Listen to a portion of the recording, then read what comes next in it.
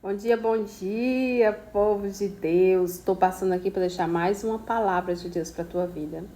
Eu sei que você tem se perguntado por que eu ando tão sumida, né? Porque dificilmente eu tenho passado aqui para deixar uma palavra, mas é porque as correrias do dia a dia são tantas, né, que acaba não dando tempo.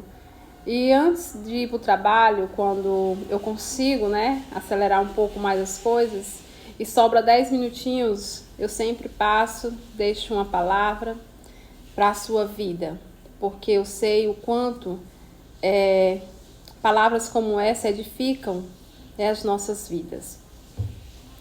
Mas eu quero deixar algo para a sua reflexão que se encontra lá em História de José. Quem me acompanha e escutou a mensagem de ontem sabe que eu também falei de José. E você pode estar se perguntando, irmã, mas só tem José agora? Deus ele está querendo tratar conosco em cima dessa história. Ontem eu falei sobre os sonhos de José.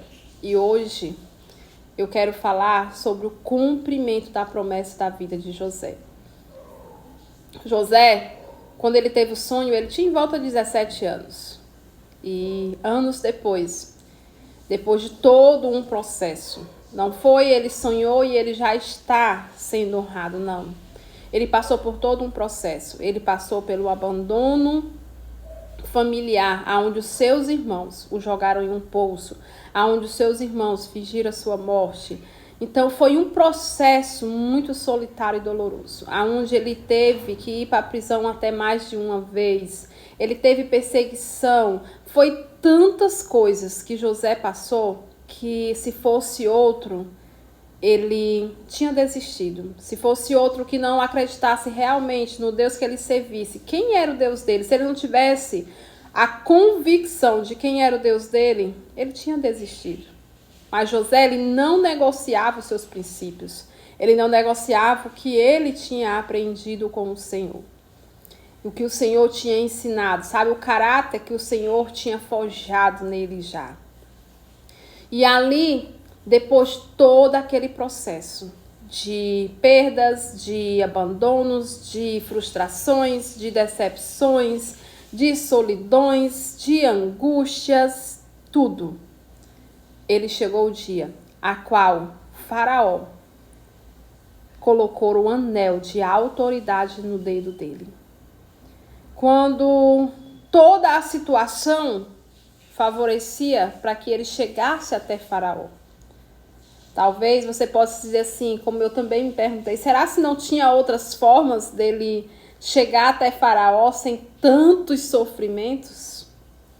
Só que Deus sabia que para aquilo que José precisava viver, para aquilo que José ia ser, ele precisava ser muito forte. Ele precisava ser muito valente. Ele precisava ser muito determinado. E se ele tivesse apresentado a Faraó, José a Faraó de outra forma, tinha sido mais leve. Então José não tinha se tornado tão forte, porque são as experiências, as lutas que nós passamos é que nos torna forte. No processo, durante as guerras, durante o vale, é onde tu forja, né? É o teu caráter, a tua coragem. Talvez se você me perguntasse, irmã, por que você fala assim? Você realmente acha que o processo, ele fortalece o homem? Eu digo com toda a certeza para você. Eu não acho, eu tenho certeza. Sabe por quê? Porque se eu pegasse a Darlene de há 9 anos, 8 anos, 7 anos atrás, ela não chegaria nem perto da Darlene que ela é hoje. Hoje, depois de processos dolorosos, de processos de solidão, de processos de frustrações, eu me tornei mais forte. Eu me tornei mais experiente. Eu me tornei mais íntima do Senhor. Então, o processo, ele te aproxima de Deus. O processo, ele te prepara para viver o propósito. Então, Deus poderia ter encontrado outra forma, outro caminho, outra situação de ter apresentado Faraó a José. Mas José não ia ser tão forte, tão capaz de assumir o cargo que Deus tinha preparado para ele. E quando Faraó reconhece quem José passaria a ser ali, cria um cargo para ele, exclusivamente para ele, que não existia, e coloca toda a autoridade na mão de José. José, ele só estava abaixo de Faraó na terra. Então José era o segundo homem mais importante do mundo. Por quê? Porque José tinha autoridade para aquilo. Tinha sido reconhecido diante dos homens. E eu quero te dizer algo hoje da parte de Deus. Suporte o processo. O processo, ele não vai te matar. O processo, ele não vai te afastar do Senhor. O processo é para te preparar para ser forte e viver o propósito. Porque o que Deus está para te entregar é coisa grande, é algo grande. E você precisa ser capacitado para isso. Ninguém chega ao cargo de juiz sem passar por todo o processo de estudo, de faculdade, de aprovação. Ninguém chega. Ninguém vai sentar na cadeira de um juiz despreparado. Ninguém vai sentar na cadeira de um médico despreparado. Então você não vai sentar na cadeira que Deus tem preparado para ti, despreparado.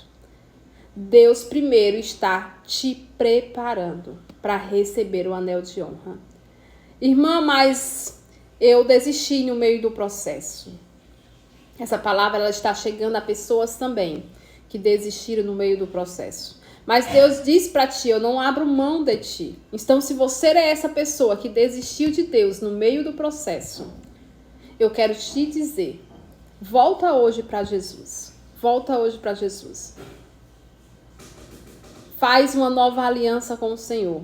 E entenda que o processo que Deus tinha te colocado não era para te matar e nem te afastar dele. Foi você que foi fraco demais.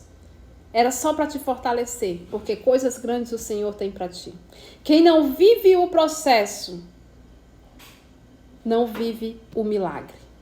Quem não vive o processo, não vive o propósito. É necessário suportar cada fase.